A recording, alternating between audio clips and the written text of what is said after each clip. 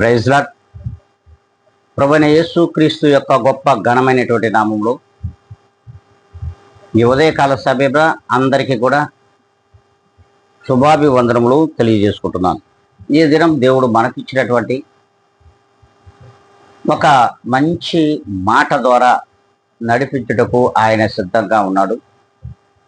మరి అట్టి మాటను మనమందరం కూడా విందాం. నెహెమ్యా గ్రంథము 13వ అధ్యాయము 2వ లేఖనాన్ని మనం ఒక్కసారి చదువుకున్నట్లయితే, దేవుడు శాపమును ఆశీర్వాదముగా మార్చి ఉన్నాడు. అవును,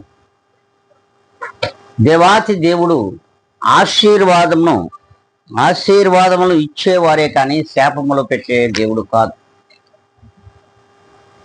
ఈ లోకములో ఉన్నటువంటి అనేక మంది శాపనార్థాలు పెడుతుంటారు, నిందలు వేస్తుంటారు, అవమానిస్తుంటారు, సిగ్గుపరుస్తుంటారు.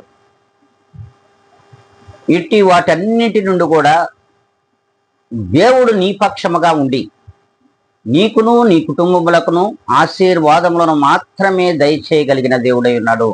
ఆయన నిజమైన దేవుడు, సత్యమైన దేవుడు, యథార్థమైన దేవుడు, నీతివంతుడైన దేవుడు. కనుకనే అట్టి దేవాతి దేవునిలో నివసించుతున్న ప్రతి ఒక్క విశ్వాసితో కూడా దేవుడు ఈ రీతిగా మాట్లాడుతున్నాడు.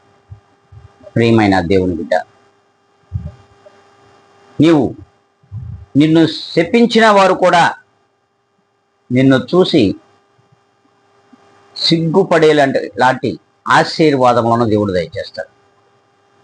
నిన్ను నిందించిన వారు, అవమానపరిచిన వారు, సిగ్గుపరిచిన వారందరూ కూడా ఒకనాడు తల వంచుకుని సిగ్గుపడే రీతిగా దేవాతి దేవుడు నీ పక్షముగా ఆశీర్వాదములను దయచేయుచున్నాడు.